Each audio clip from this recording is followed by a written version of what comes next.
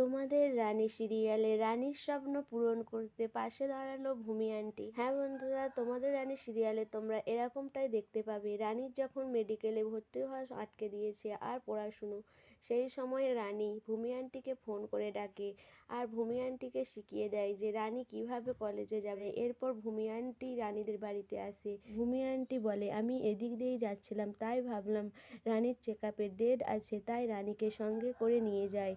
এই জন্যই আমি এসেছি। আজকে রানীর কিছু চেক আপ রয়েছে আর সেগুলো আমি করিয়ে রানীকে বিকালের মধ্যেই বাড়ি দিয়ে যাব। এরপরে বাড়ির সবাই বলে, কেন, আমরা তো কেউ সঙ্গে যেতে পারি। ভূমি আন্টি জানায় যে কারো যাওয়ার দরকার নেই, রানী সুস্থ আছে আর ওকে চেক আপ করেই বাড়ি দিয়ে যাব। এরপরেই যখন বাড়ি থেকে বেরোতে যাবে তখনই দুর্জয়ের সামনে চলে আসে। দুর্জয়কে দেখে রানী আর ভূমি আন্টি কিছুটা ভয় পেয়ে যায়। তারপরে ভূমি আন্টি বলে যে রানীকে চেক আপ করতে নিয়ে যাচ্ছে আর সে বিকেলের মধ্যেই ছেড়ে দেবে। এরপর দুর্জয় বলে, ঠিক আছে, আমি তাহলে আনতে যাব।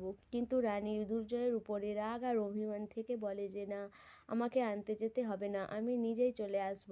এরপর ভূমি আন্টি আর রানী বেরিয়ে যায়। ভূমি আন্টি বলে রানীকে যে এইভাবে সে কতদিন পড়াশুনো করতে পারবে, সত্যিটা তো একদিন সবাই জানতে পারবে। আর 4 বছর, সে 4 বছর কিভাবে চালাবে।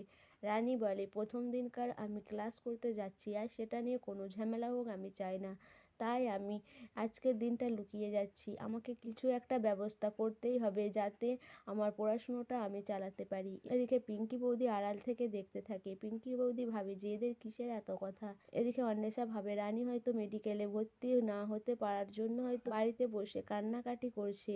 এরপর সে ভাবে পিঙ্কি বৌদিকে ফোন করে সে খবর নেবে। এদিকে পিঙ্কি বৌদির ফোনে ফোন করে, কিন্তু পিঙ্কি বৌদি ফোনটা বাইরে রেখে চলে যায়। সেই সময়ই দেবু ফোনটা তুলতে যাবে, এদিকে পিঙ্কি বৌদি এসে দেবুর হাত থেকে ফোনটা কেড়ে নেয়। এরপর পিঙ্কি বৌদি জানায় যে ভূমি আন্টি এসে রানীকে নিয়ে গেছে চেক আপের জন্য।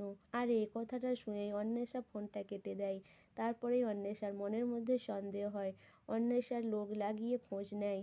এরপরেই অন্বেষা জানতে পারে যে রানী মেডিকেলে গেছে, ভূমি আন্টির চেম্বারে নেই। এই কথাটা সে দুর্জয়কে জানিয়ে দেয়।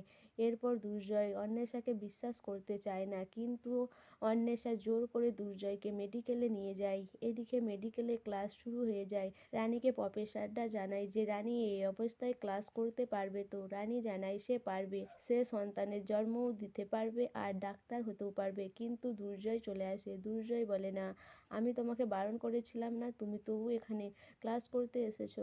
এরপরেই দুর্জয় রানীকে টানতে টানতে বাইরে নিয়ে চলে আসে। রানী অনেক বাধা দেওয়ার চেষ্টা করে, কিন্তু দুর্জয় কোনো কথা শুনে না। এরপরে রানী বলে, তুমি আমাকে সবার কাছে ছোট করেছো আর আমি এইসব মেনে নেব না। সবাইয়ের সব ষড়যন্ত্র শেষ করে আমি ডাক্তার হব আর মাও হব। এই কলেজে পড়তে পারি আর না পারি, আমি তো ডাক্তার হবই। এই বলে রানী ওখান থেকে চলে যায়। সো বন্ধুরা, রানী কি দুর্জয়ের থেকে তার স্বপ্নটাকেই বড় করে দেখবে? সে কি এবার তার নিজের বাবার কাছে ফিরে যাবে ডাক্তারি পড়ার জন্য? তোমাদের কি মনে হয় অবশ্যই আমাকে কমেন্ট করে জানাবে। আর আমার ভিডিওটা ভালো লাগলে প্লিজ সাবস্ক্রাইব করে দিও আর লাইক, কমেন্ট, শেয়ার করো।